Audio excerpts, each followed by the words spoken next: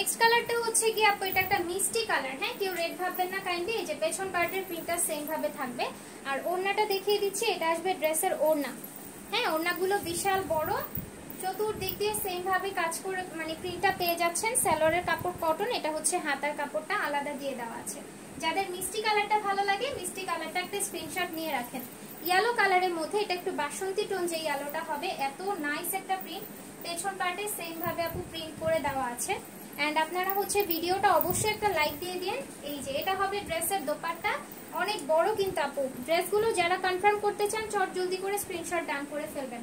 এই যে এটা হচ্ছে ইয়েলো কালারের সিল্কের ড্রেসটা। নেক্সট এ হচ্ছে গিয়ে এটা পেস্ট কালারের সাথে অ্যাশ কালার কম্বিনেশন, ব্যাক পার্টেও অনেক সুন্দর করে প্রিন্টটা পেয়ে যাচ্ছেন। এরপরে দেখাই দিব ড্রেসের দোপাট্টা। ওড়নাগুলো বিশাল বড়, হ্যাঁ ওড়নাগুলো জাস্ট হচ্ছে কি এত সুন্দর শাইনি হবে। স্যালোয়ারটা কমফোর্টের জন্য কটন দেওয়া হয়েছে। এটা হচ্ছে কি আপনার হাতার কাপড় আলাদা। ভালো লেগে গেলে কনফার্ম করে ফেলবেন, আমাদের অসম আউটফিট পেজে লাইক দিবেন।